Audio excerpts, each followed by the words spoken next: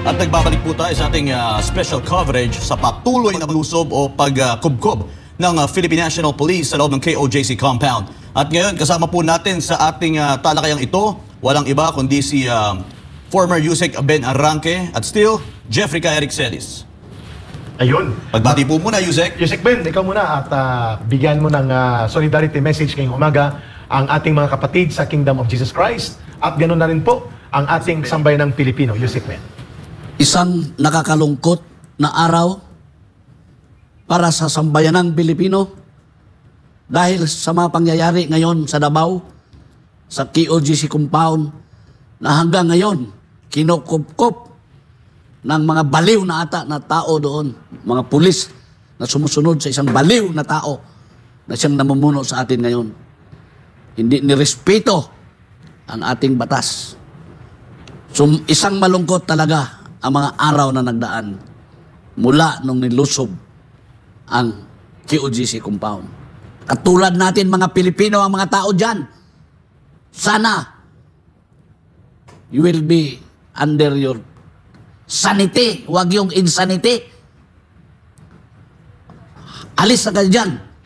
Lalo na ang Presidente Bangag, umalis ka na sa pwesto mo. Kasi ikaw ang dahilan ngayon ng mga kaguluhan sa bansa.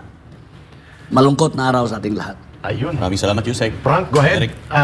Redagan ko at kahapon po ay hindi ako nakasama kina Dr. Loren Badoy at sa team dito sa slot ng SMNI, sa slot ng Pilipinas Nating Mahal, sapagkat tayo po ay nakipagkaisa sa mga kabataan doon sa Bulacan na nagtitipon din, Brother Franco, at nalulungkot sila na may isang paaralan na sinasalakay at handang pasabugin ng tila nababaliw ng mga pulis na inutusan ni Marcos, ni Abalos, ni Marbil at ni Torre. Kahapon po ay kasama natin ang 500 mga kabataan doon sa Colegio de San Gabriel sa San Jose del Monte, Bulacan, at ang ilan doon po ay tumutulong ang luha habang nakikita nila ang kaganapan dyan sa Davao City sa loob ng Kingdom of Jesus Christ. Mga kababayan, ito po ay aktual na mga footages na nakikita ninyo. Kaya itatanong natin kay Yusek Ben Arranque. Yusek Ben Arranque, no less than President Marcos Jr. ang hindi kumikilala ng utos ng korte. Kaya sinunod din ni Abalos na kanyang DLG Secretary at ganoon din po ni Marbil ang kanyang punong hepe ng polis at ng kanilang berdugo na tirador sa Davao na si Torre. Hindi sila umalis sa kanilang pananalakay na iligal at pananakit at pagsira sa mga ari-arian ng pribadong compound ng isang established religious organization na Kingdom of Jesus Christ, at ang mga sibilyan, kabataan at kababaihan ay patuloy nilang dinadahas, tinatakot in spite of the order of the court na hindi ganyan ang pagserbi ng warrant of arrest at may protection order na inilabas. Ano ang tawag mo nito sa kalagayang ito, Yusek Ben Arranque? Kay Rica Franco, ang isang baliw na Pangulo ay hindi talaga kumikilala sa isang lawful court order dahil tingin niya sa sarili niya siya ang batas. Kababaliwan na yan. Isang kababaliwan na yan. He's obsessed of his power na hindi naman napunta yan kung hindi tinulungan ng taong bayan na pumunta yan. Pero isa pala siyang baliw. Kasi drug addict. Ayun. Drug addict. At may sakit sa kanyang katawan, sa kidney. Kaya Yes. araw-araw yan. So wala na yan sa katinuan. Makita natin yan sa kanyang mga pananalita. Walang makapagsabi na hindi baliw. Dahil klarong-klaro sa kanyang pananalita. Kaya nga, tingnan nyo ngayon ang nangyari. Nilusob at nilusob. Kahit court order, hindi nirespeto dahil bangag baliw. So taong bayan, hanggang lang dyan ba tayo na may baliw na Pangulo? Kanyang mga pulis na nanandyan, huwag ninyong patulan yung utos ng baliw. Kasi, baliw nga eh. Oho. Kung hindi siya baliw, Yusek Ben Arranque, mga kababayan, mantakin mong nakikita sa buong daigdig sa loob ng isang linggo na halos, bit-bit ang matataas na armas ng mga pulis na nanakit, ng titirgas, naninipa, ng kakaladkad ng mga kabataan, kababaihan at mga hindi armadong sibilyan. Ang sagot niya, politika yan. At saka sabi wala niya, kaming dalang armas? Wala dalang armas. Oo, Yusek Hindi Ben. nagtitirgas. Habang ang video, nagsasabi ng totoo, siya nagsasabi ng hindi totoo. O di, ano masabi mo sa kanya? Di ba baliw? Tama. So yan ba Pilipinas, Pilipino? Ang isang presidente natin, talagang papalisin na natin yan. Walang kwentang tao.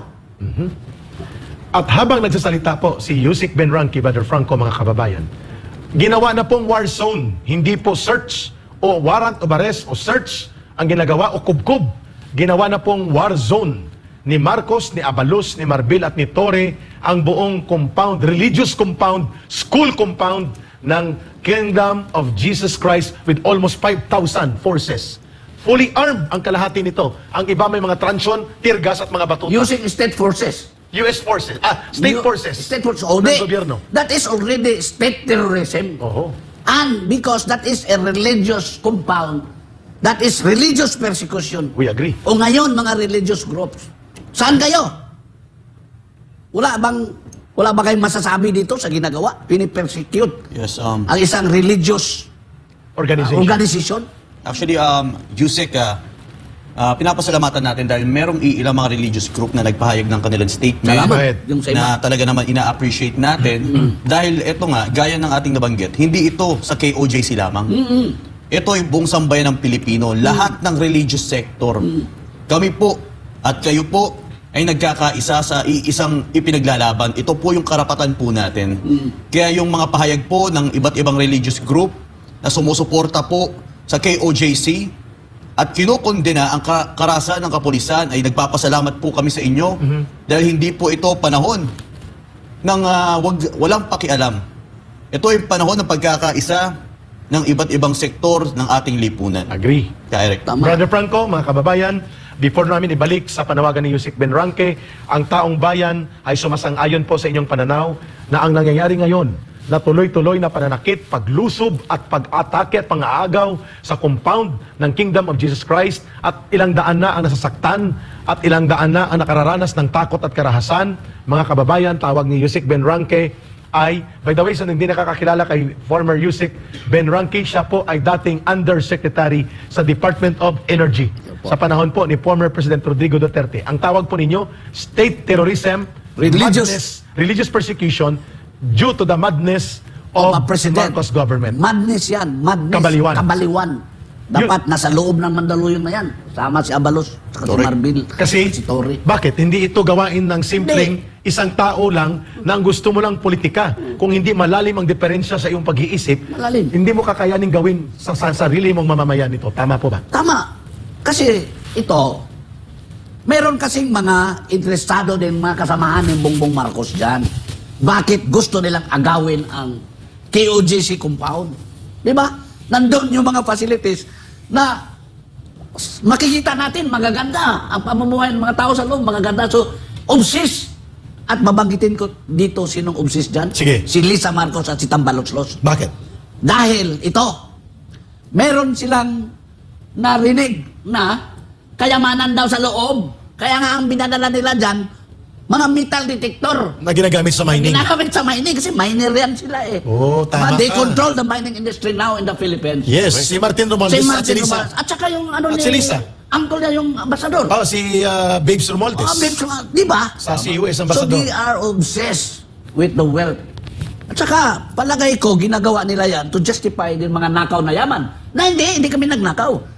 Meron kaming gold mine, di ba? Oh. Katulad nung nangyari sa ama ni Bongbong Marcos, sabi, treasure hunter, di ba? So, nagkaroon ng kayamanan. So they are obsessed with that area. You're saying now, today's interview namin ni Brother Franco sa iyo, na malinaw na lagpas pa Lagpas. sa warrant of arrest na Lagpas gimmick, pa sa warrant of- interesado ang Marcos government, lalo na si Lisa, si Martin Romualdez at si Bongbong Marcos na i-take over ng illegal ang property na ito, kaya gumagamit sila ng iba pang pamamaraan para ma-justify ang kanilang pagkumpiska sa Baka property. magpa-issue pa sila ng courtesy warrant dahil search warrant. Dahil baka may mga tinatanim na dyan ng mga kontrabando na pwede nang irason. Oy. Na dito na yung search warrant. Di ba? Which is not far-fetched to happen. O kasi baliw eh. Baliw. May punto ka. Subalit Frank, I'll read this one Yes. na message mula sa mga educators, retired educators and school executives sa Davao City at paligid ng Davao. At sila ay nananawagan ngayon na itigil ang pagwasak sa Tama. school building Tama. and facilities ng Jose Marie College sapagkat anuman ang layunin ng warrant of arrest, hindi po iminamando ng korte o ng layunin ng warrant of arrest na mangwasak ng mga buildings at properties. Isang linggo na pong walang pasok ang mga kabataan dito.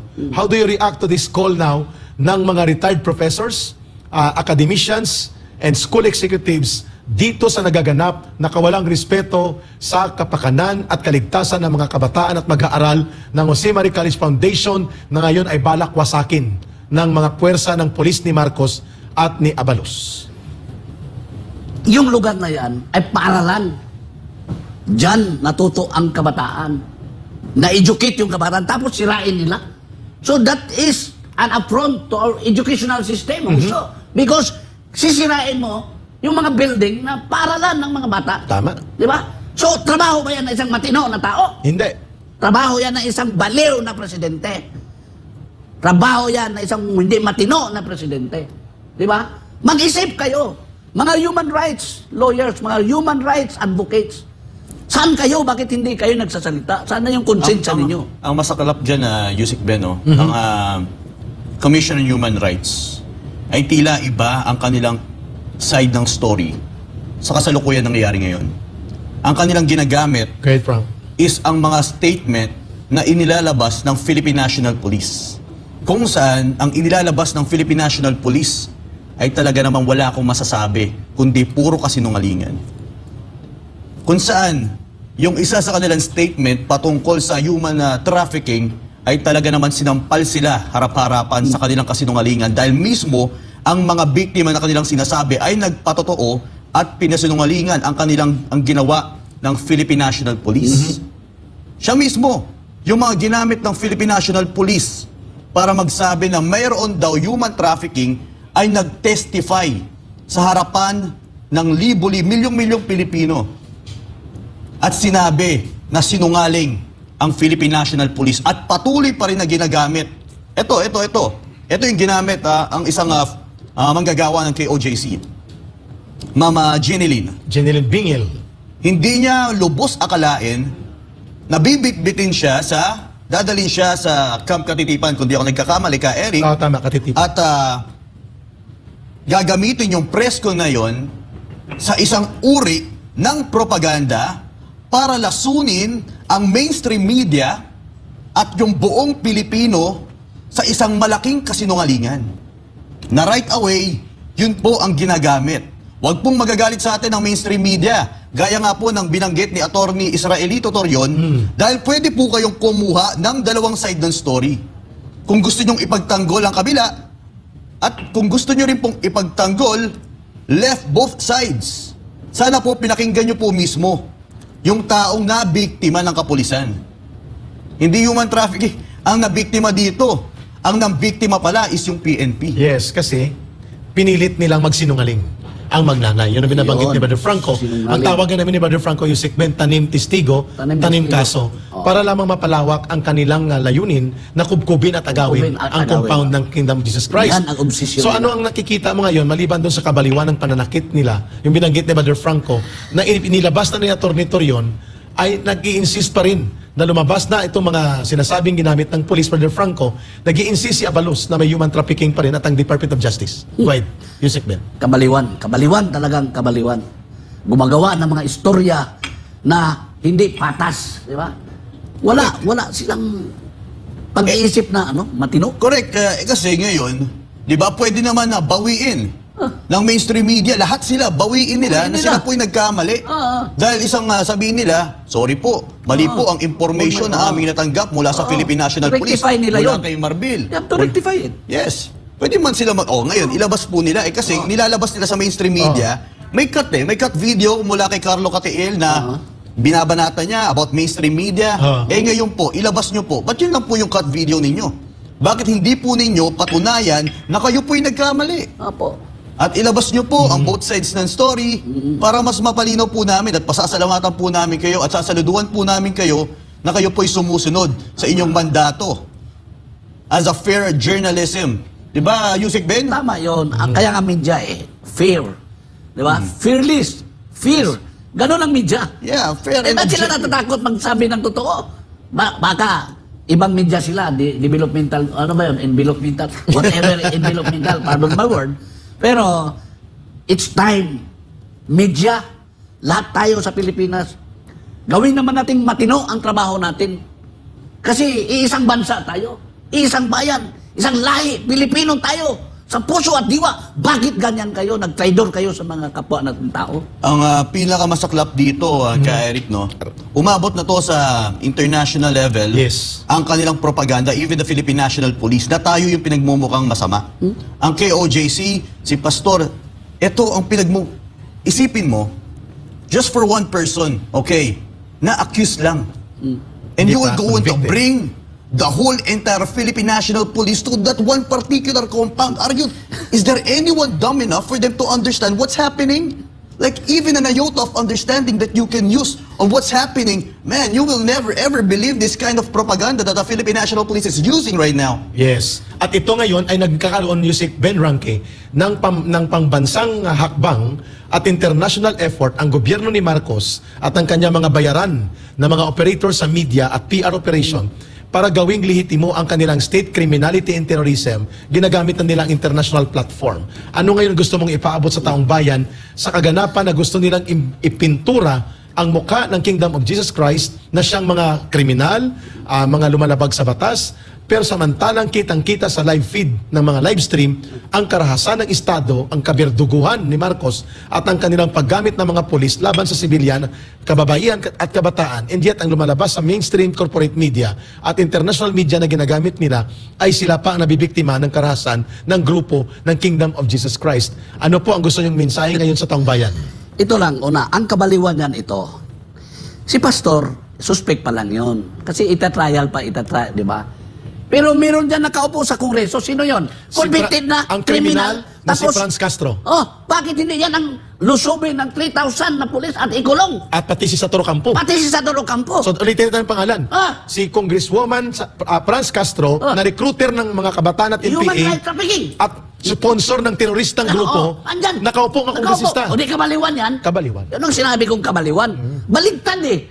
Yung tao, suspect pa lang. Should be tried muna. Yes. Because he's presumed to be innocent. Correct. According to our Constitution. Yes, Pero correct. bakit siya ang inuusig ng mga Ayan, puwersa? Di ba yan? Dapat yan ang ikulong. Yes. Dahil convicted na yan. Ano ngayon? Tama. Di ba kabaliwan din sila? Valid question, valid point ang nire-raise po ninyo. Di ba? At kung bastusin nila ang vice presidente bastusin nila ang nitong vice- kriminal na si Franz Castro na convicted na, Convicted. ay walang sumasaway at sumisita sa kanya. At malinaw po na ito sila ang tunay na kriminal at tagapagwasak ng bansa, hindi si Pastor Kibuloy, hindi ang Kingdom of Jesus Christ, and yet 5,000 pulis na po at may army pa na i-deploy.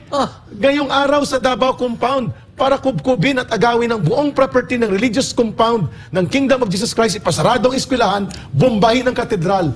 Tama ang binabanggit ni... Yes, bubombahin nilang katedral. Talagang buwang na talaga, Buwang. madness na wala nang laman ang utak nila.